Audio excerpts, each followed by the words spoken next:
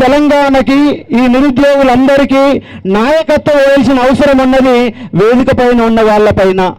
మేమంటున్నంటే మీరు చుట్టం చూపులాగా వచ్చిపోతున్నారు. కాబట్టి చుట్టం చూపులా కాకుండా మాకు నాయకత్వం వహించి ఈ 2 లక్షల ఉద్యోగాలు వచ్చే వరకు మీరు సీరియస్గా తీసుకుంటే ఖచ్చితంగా వస్తాయి. కాబట్టి మిమ్మల్ని ముందర మేము పెడతాం. కాబట్టి మాకు నాయకత్వం వహించండి.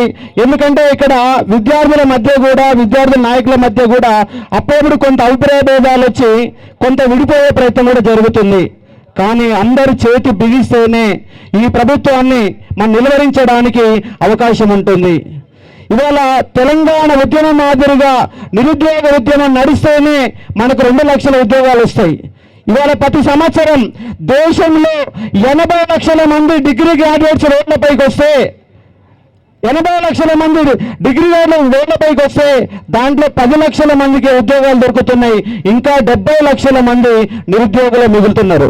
ముఖ్యంగా తెలంగాణలో ఏ ప్రభుత్వం వచ్చినా ఏ ప్రభుత్వానికి కూడా నిరుద్యోగ వ్యవస్థ పైన శ్రేణి లేదు, అవగాహన లేదు.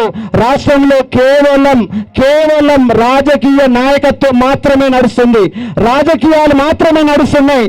నిన్న ముంబైలో అజిత్ కుమార్ డిప్యూటీ సీఎం చనిపోయిండు. మాకేమనిపిస్తుందంటే రేవంత్ రెడ్డి ఫ్లైట్ ఎప్పుడు కూలిపోద్దా అని అనిపిస్తూ ఉంది. ఇవాళ తెలంగాణలో నిరుద్యోగులకి ప్రధానమైన విలన్ ఎవరు? రేవంత్ రెడ్డి మాత్రమే విలను. ఎందుకంటే ఆయన కింద మంత్రులంతా తాబేదారులుగా, వాళ్ళకి లెక్కలు కూడా తెలియదు. ఒక ఆయన 50,000 అంటాడు, 60,000 అంటారు, 70,000 అంటారు. నిన్న ఎంపీ ఏకంగా 1,00,000 ఉద్యోగాల ప్రకటన చేసిండు. ఆ రాజు పాట పాడుతున్నారు. నిన్న పిసిసి అధ్యక్షుడు ఏమంటుందంటే మేము సంవత్సరంలోకి ఇస్తాంలే, 5 ఏళ్ళలో ఇస్తామని చెప్తున్నాడు. మరి 5 ఏళ్ళైనా గుర్తుంది, ఆల్రెడీ 2 ఏళ్ళు అయిపోయింది, ఇప్పటి వరకు ఒక నోటిఫికేషన్ రాలే. మరి ఇప్పుడు నిరుద్యోగులు అంతా ఇక్కడ ఉన్నారు, రోజు మెసేజ్లు పెడుతున్నారు, వాట్సాప్లో కనపడుతున్నారు, అందరు ఉన్నారు. మరి ఈ ఉద్యోగాలు రావాలంటే ఏం చేయాలి చెప్పండి. మనం ఏం చేస్తే కాంగ్రెస్ గవర్నమెంట్ మనకు ఉద్యోగాలు ఇస్తుంది? ఏం చేయాలని చెప్పండి.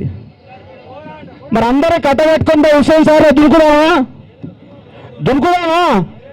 మనం దులకడం కాదు, 119 మంది ఎమ్మెల్యేలని ఆ హుస్సేన్ సాగర్లో నిండా ముంచాల్సిందే.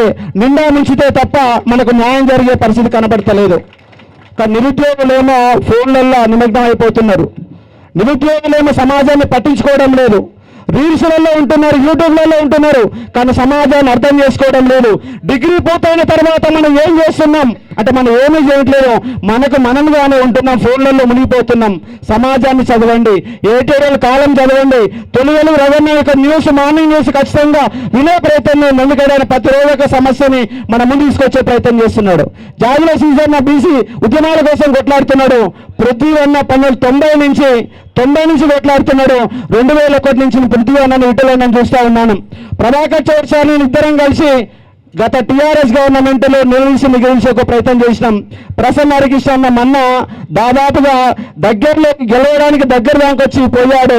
ఇవాళ సభ జరుగుతుందంటే అది ఆయన సెలవులు ఇవ్వాలి. ఎందుకంటే మొత్తం ఈ యొక్క బాధ్యతలు మొత్తం కూడా తీసుకునేవారంటే ప్రసన్న హరికృష్ణని. ఆయన వెనక ఉంటాడు, కనపడరు, కానీ వ్యవస్థ మొత్తం కూడా నడిపిస్తారు. కాబట్టి అర్థం చేసుకోవచ్చు. ఇక్కడ నందేష్ గారు ఉన్నారు, అలాగే మన రఫీ సార్ ఉన్నారు, గుజ్జ సత్యనారాయణ అందరూ కూడా ఉన్నారు. కానీ వీళ్ళందరూ కూడా రాబోయే తరానికి నాయకత్వం వహించండి. ఇలాంటి మీటింగులే కాదు, ప్రతి మీటింగులలో మా నిరుద్యోగ సమస్య గురించి మీరు మాట్లాడాలా. మీ సమస్యలు మీకు ఉండొచ్చు, మీ బీసీ వాళ్ళు మీకు ఉండొచ్చు, మీ వేదికలు పంచుకోవచ్చు, కానీ నిరుద్యోగుల గురించి మాట్లాడాలి. ఎందుకంటే ఇది రాబోయే తరం మొత్తం నాశనం అయిపోతున్నది. నేనేమంటున్నానంటే కేవలం 2 లక్షల ఉద్యోగాలు ఇస్తే ఈ నిరుద్యోగ సమస్య పరిష్కారం కాదు. తెలంగాణ పబ్లిక్ సర్వీస్ కమిషన్ దగ్గర 31,56,000 మంది తెలంగాణ పబ్లిక్ సర్వీస్ దగ్గర పేర్లు నమోదు చేసుకున్న వాళ్ళు 31,56,000 మంది. దాంట్లో 2 లక్షల మందికి ఇస్తే ఇంకా 29 లక్షల మంది ఉన్నారు. ఉమ్మడి జిల్లాలలో 10 జిల్లాలలో ఖచ్చితంగా స్కిల్ డెవలప్మెంట్ ప్రోగ్రామ్ పెట్టాలా, వాళ్ళకి ఇంగ్లీష్ నేర్పించాలా. హైదరాబాద్ మొత్తం నాన్ లోకల్ కబ్జాలో ఉంది. ఆ కబ్జాలో ఉన్న ఉద్యోగాలను నిలిపించాలంటే తెలంగాణ బిడ్డలందరూ కూడా స్కిల్స్ నేర్పిస్తే హైదరాబాద్లో ఉన్న ప్రతి ఉద్యోగం మనకు దక్కడానికి అవకాశం ఉంది. మనలో లోపం ఉంది, ప్రభుత్వాల లోపం ఉంది. ఏ గవర్నమెంట్ వచ్చినా 75% ప్రైవేట్ రంగంలో స్థానిక ఉద్యోగాలు ఇస్తామని చెప్తున్నారు. కానీ ఏ ఒక్క గవర్నమెంట్ కూడా అమలు చేయడం లేదు. హామీలు మాత్రమే ఇస్తున్నారు. వీళ్ళు ఇయర్ క్యాలెండర్ ఇస్తామని చెప్తున్నారు. అలాగే మేనిఫెస్టో తయారు చేశారు, ఒక్కటి కూడా అమలు అయిందండి ఇంతవరకు. ఒక్కటి కూడా అమలు కాని ఒక పరిస్థితి. అమలు కావాలంటే ఏం చేయాలంటే ఒకటే మనకు శరణ్యం. రాష్ట్ర వ్యాప్తంగా ఎంతమంది విద్యార్థులు ఉన్నారో అంతమంది ఆమరణ నిరాహారదీక్షలు చేయడమా, లేదంటే రోడ్డు ఎక్కడమా. 1,00,000 మంది రోడ్డు ఎక్కితే ఖచ్చితంగా గవర్నమెంట్ భయపడుతుంది. కానీ మనం ఎప్పుడు చూసినా 5,000 మంది 10,000 మంది వరకే పరిమితమైనాం. 3,000 మంది తెలంగాణ పబ్లిక్ సర్వీస్ కి ముట్టడి చేస్తే టీఆర్ఎస్ గవర్నమెంట్ కూలిపోయినది. మరి ఈ గవర్నమెంట్ ని కూల్చారనా, ప్రభుత్వ ఉద్యోగాలు ఇస్తారా అయ్యారా? మెడబట్టుకొని గొంతు పట్టుకొని వాళ్ళని చంపే ప్రయత్నం చేస్తేనే మనకు ఉద్యోగాలు వస్తాయి. ఇంకోటి ఏంటంటే పోలీసు భాషలకు నేను రిక్వెస్ట్ చేస్తా ఉన్నా, మీరు కూడా ఇక్కడికి వెళ్ళే విద్యార్థులకు వెళ్ళే వచ్చారు, కానీ మమ్మల్ని ఇబ్బంది పెడుతున్నారు. అడుగడుగున పోలీసు విద్యార్థుల కంటే పోలీసులే రోడ్ల మీద ఎక్కుంటున్నారు. ఈయన ప్రోగ్రాం మొదలు పెట్టగానే ముందుగా పోలీసులు ప్రత్యక్షం అవుతున్నారు. ఏసీపీ, డీసీపీ అలాగే సిపి లాంటి వాళ్ళు ప్రభుత్వానికి అనుకూలంగా వ్యవహరిస్తూ మా ఉద్యమాలు మొత్తం కూడా సర్వనాశనం చేస్తున్నారు. ఇవాళ ప్రభుత్వం ఎంత బాధ్యత వహిస్తుందో పోలీసులు అంతే బాధ్యత వహించాలా. ఎందుకంటే మీరు మాకు కోఆపరేట్ చేయడం లేదు. ఎందుకంటే మీ డ్యూటీ మీరు చేస్తున్న శాంతి భద్రతలు కరెక్ట్ కావచ్చు, కానీ మాకు అన్యాయం జరుగుతుంది మీ యొక్క డ్యూటీ కారణంగా. కాబట్టి మీరు చూసి చూడట్టు వ్యవహరించండి. ఎందుకంటే ఇక్కడ ప్రిపేర్ అయ్యే వాళ్ళు మీ తమ్ముళ్ళు ఉన్నారు, మీ పిల్లలు ఉన్నారు. మొన్న గ్రూప్ 1 పేపర్ లీక్ అయితే చాలా మంది ఎస్ఐలకు ఉద్యోగాలు రాకుండా పోయినాయి, సిఐలకు ఉద్యోగాలు రాకుండా పోయినాయి. వాటి కోసం మేము కొట్లాడుతున్నాం. కాబట్టి పోలీస్ డిపార్ట్మెంట్ వాళ్ళు కానిస్టేబుల్ స్థాయి నుంచి ఎస్ఐ నుంచి ప్రతి ఒక్క పోలీసులు మా నిరుద్యోగులు సహకరిస్తే మేము ముందు పోవడానికి అవకాశం ఉందని చెప్పే ప్రయత్నం చేస్తా ఉన్నాను. వేదిక మీద ఇంకా చాలా మంది మన బ్రదర్స్ ఉన్నారు, మాట్లాడడానికి వాళ్ళకు కూడా అవకాశం ఉండాలి. కొందరు 2-3 విద్యార్థులు కూడా ఉన్నారు. కాబట్టి దయచేసి మన సమస్య కాబట్టి ఇంకో గంట సేపు వచ్చిన వాళ్ళందరికీ ఉపన్యాసం వినాలా. ఆకలైనా 6 గంటల వరకైనా ఓపిక ఉండాలా. మన సమస్య మీద మనం నిలబడకపోతే మన ఆదుకునేవాడు ఎవడుండడు, మన గురించి పట్టించుకునేవాడు ఎవడుండడు. కాబట్టి ఆ వేదిక మీద అందరినీ కూడా గౌరవించి ఖచ్చితంగా ఇంకొక 1 అవర్ వరకు మన ప్రోగ్రాం నడుస్తుంది. ఆ 1 అవర్ వరకు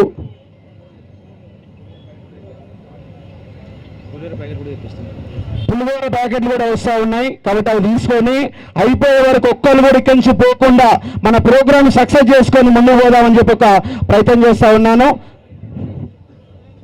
ఇప్పుడు మనము మొన్న ఎమ్మెల్సీగా పోటీ చేసిండు.